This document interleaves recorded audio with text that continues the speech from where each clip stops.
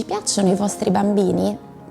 O sentite che a volte le aspettative che nutrite nei loro confronti condizionano un po' troppo il vostro sguardo su di loro? Avere delle aspettative e delle credenze su come un bambino dovrebbe essere, su cosa dovrebbe saper fare, su come dovrebbe comportarsi è assolutamente normale. Tutti i genitori nutrono delle aspettative nei confronti dei loro figli, e questo perché le aspettative dipendono dalla nostra storia, dalla cultura in cui siamo inseriti e sono per lo più inconsce. Tuttavia, avere delle aspettative eccessive o delle credenze troppo rigide che non tengano conto delle caratteristiche reali che un bambino presenta può comportare alcuni rischi. Infatti i bambini che sentono di non essere accettati nella loro propria essenza o di doversi uniformare a delle idee preconcette avranno la sensazione di non andare mai bene.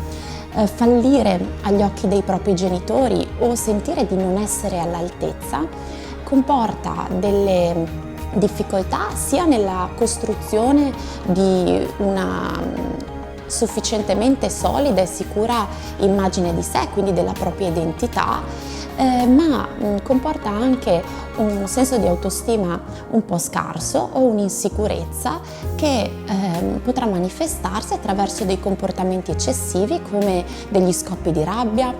collera, aggressività, ipermotricità, o al contrario porterà il bambino a chiudersi eccessivamente in se stesso, a precludersi alcune esperienze per la paura di fallire e di deludere i propri genitori, o anche a reprimere alcune parti di sé che il bambino sentirà di non poter mostrare per compiacere all'idea che i suoi genitori gli proiettano. Lo sguardo dell'altro, in primis di mamma e papà, è fondamentale per poter costruire un'immagine di sé coerente e che valorizzi il bambino.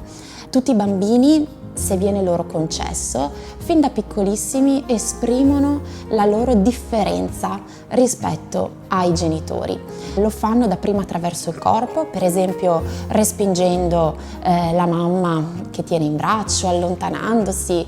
divincolandosi, poi diranno di no con il linguaggio verbale, fino a manifestare delle vere e proprie preferenze e attitudini personali. Tutto questo per poter dire io sono diverso da te. E se i genitori accettano di buon grado questa differenza e permettono al bambino di esprimerla, ecco che questo è fondamentale perché avvengano in modo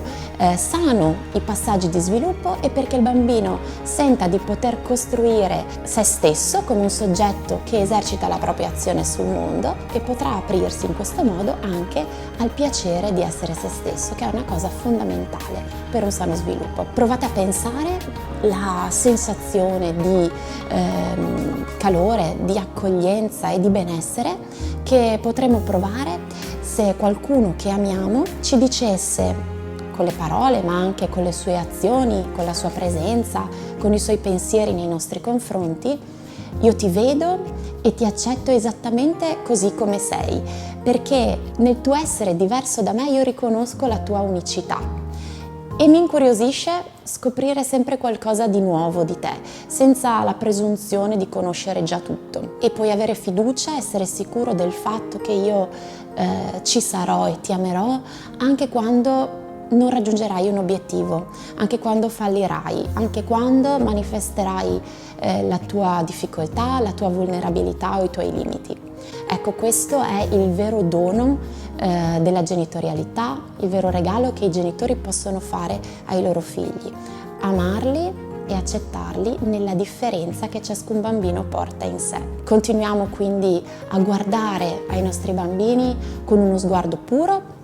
uno sguardo non troppo condizionato da rigide credenze o aspettative eccessive. Continuiamo a sognarli, a lasciarci stupire da loro e a guardarli con curiosità. E se ci accorgiamo che il nostro sguardo a volte invece è troppo condizionato da quello che pensiamo dovrebbe essere un bambino ideale, possiamo sempre fare qualcosa per cambiarlo grazie a questa nuova consapevolezza, e questo porterà degli effetti benefici non solo sul bambino ma sull'intera famiglia.